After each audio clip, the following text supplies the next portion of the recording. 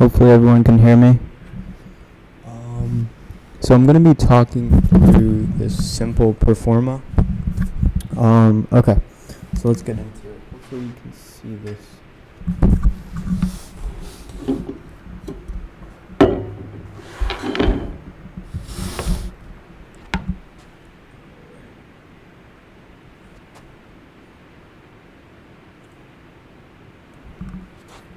Okay, I think we're good. Okay, so the first thing that I want to talk about is just understanding your revenues minus expenses. That's the whole idea of this Proforma. I know it gets a little bit confusing with all the terms, but I assure you that once you understand just the revenues minus expenses, some of these line items can just come right to the memory. So the first thing that we're going to start out with is just understanding what your property valuation is. I think that's a little bit blurry. Yeah, property valuation, and then how much working capital is required for the project. So whatever the property valuation is, 1 million, 2 million. If it's a larger project, multifamily project, it's going to be around like 3 to 4 or 5 million, somewhere around there. Just define that property value and then understand how much you're going to contribute to the project. So if you're going to acquire a loan, maybe like a 75%, 80% LTV, then you're going to have around a 20%, 25% down payment. So if you have $1 million property, you're putting 200,000 to the table, right? For an 80% LTV, that is. But okay, so the other thing that we want to go through is the return. So once we calculate our cash flow before debt service and our cash flow after debt service, so essentially the cash flow before debt service is going to have some things to subtract out, such as working capital contributed, but we'll get to that later. But once you have those two metrics, you can get your levered internal rate of return and unlevered internal rate of return. So from that, you can understand like internal rate of return partitioning, understanding how much is going towards levered, towards unlevered, right? So yeah, and then also your levered equity multiple. So the equity multiple is basically how much working capital is distributed over how much equity you invested into the project. So that's your levered equity multiple. So let's start it off with the top, okay? So if you're going to disperse this off like 10 years or something, right, then you want to include most of these items because these are essential.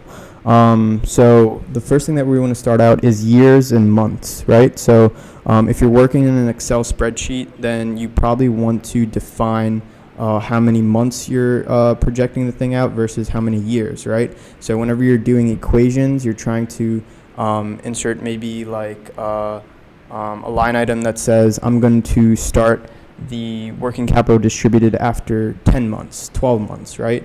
That specific solution has to be generated through the year and month, right? So we'll get to this like in the Excel spreadsheet. I'm going to build out like a simple Proforma for this as well. So I'll show you everything involved. Okay, so we have a revenue, right? How much the property is going to generate. So the revenue is going to be multiplied by the monthly rent, right? Times the amount of units and times 12. So times 12 meaning that it's within a year. So that's your yearly revenue. If you want to do it on a monthly basis, then you don't include the 12. Now the gross potential revenue. The gross potential revenue is just going to be, well, actually, that's basically the gross potential revenue. Now you want to subtract out general vacancy loss. General vacancy loss consists of a lot of other sub-vacancy criteria. But just understand that that's one of the main components that you have to subtract out. We have loss to lease. We also have bad credit loss. Hopefully we can see this. Okay. Are you able to see? Okay. Yeah. Okay. Okay. Okay. So general vacancy loss, loss to lease, and bad credit loss. General vacancy loss is basically how much throughout the year your property is vacant. So if it's 30 days, then 30 divided by 365. If it's 20 days, then 20, right? So, yeah. And then the other income is going to come from your ratio utility billing systems. So if you have that in place, as well as like vendors, like say if it's a multifamily, then you have like soda machines, snack machines, right? So that's all laundry as well, right? So that's all your other income. And then you also have like fee income as well. So once you subtract all of the vacancy loss, loss to lease, bad credit loss, and then you add back the other income, you're going to result in the EGI, which is the effective gross income. So from the effective gross income, there's not really much you can do with that, but just understand that that's what you get when you subtract out vacancy. So that's the main concept. So vacancy is a pretty large expense, especially if it's vacant a lot throughout the year. Then you're going to want to factor that in and understand which properties are performing well in which areas, right? So if the occupancy is high in that area, there's a lot of positive net absorption. Properties are getting built in that area, then you want to understand that you want to ask questions like, why isn't my property attracting customers? Why isn't it vacant throughout the year, right? So these are all great questions to ask property managers as well as colleagues, right? So after the effective gross income, we're going to have our expenses. So expenses are going to be property management fee, personnel payroll, selling general and administration, marketing, repairs and maintenance, turnover, contract services, utilities, utility reimbursements, real estate taxes, and insurance. So basically, also for real estate taxes, if you're going to get your real estate tax like reassessed, right, that's going to be an additional expense. So whether or not you get your property taxes like reassessed, then you want to factor that expense in, because that's going to be an additional expense to the real estate tax. So yeah, and then you have your insurance payment as well. So those are all of your expenses. Since we're doing above the line treatment, since we're including Capex, that's what most appraisals do.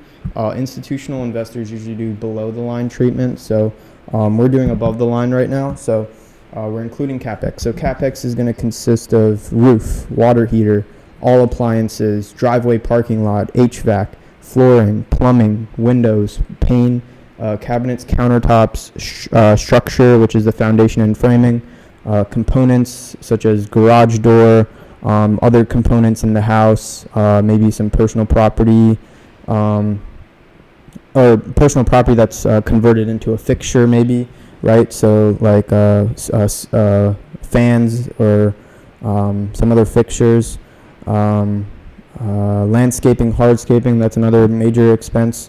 So this is all consisting of your Capex budget. So before you even do this Proforma, just understand how much you're going to have for your Capex budget. I think it's really important to define your Capex budget as well as your operational budget. So both of those things combined is going to be all of the stuff that you're investing into the property, as well as the purchase price and the loan acquirement details as well. So yeah, just understand your Capex budget and your operating budget. So also, like, all of these things are forced appreciation. That is what's amazing about real estate, is the appreciation aspect. When you install like a new HVAC, right, that's going to be good for like 10 years, right? If you install any of these things, that's going to be good for the next 10 years. So when you're selling the property and you say that, you list all the details out, right? So all of the Capex have been updated within the past few years, right? Customers are going to like that because it's a solid property, and there's less risk involved for that. So yeah, so define your Capex budget and your operating budget. Now, once you subtract out all of those expenses, your Capex and your OPEX, you're left with your cash flow before debt service. So from the cash flow before debt service, before getting to the unlevered net cash flow, we have to subtract out the working capital contributed, as well as like acquisition and sale information, right?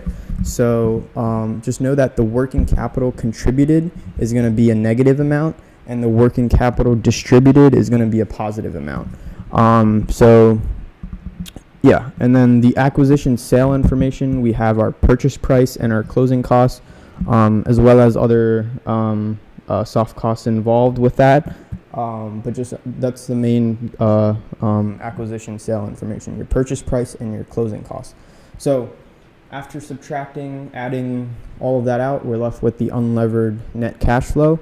From that, we can generate our unlevered internal rate of return. So your internal rate of return is basically how much you put into the property in day one versus how much cash flow it has generated year by year or month by month, right?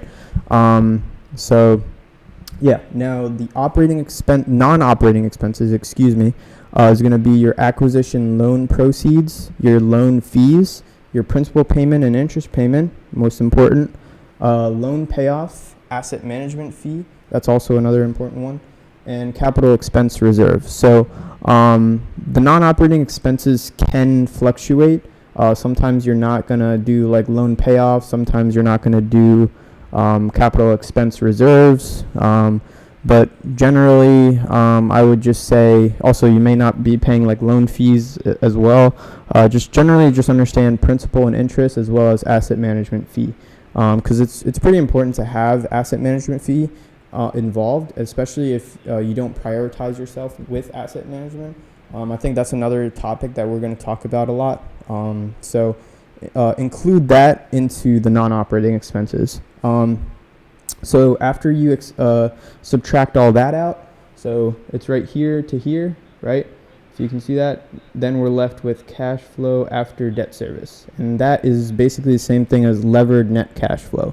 So from that, you can get your levered IRR. You can get your levered equity multiple. We talked about that. That's just how much equity is distributed versus how much equity is put in to the deal. And then your minimum monthly cash flow as well. That's also important to calculate. But we'll do this all in Excel sometime soon. And the other thing is the percent of renovation complete.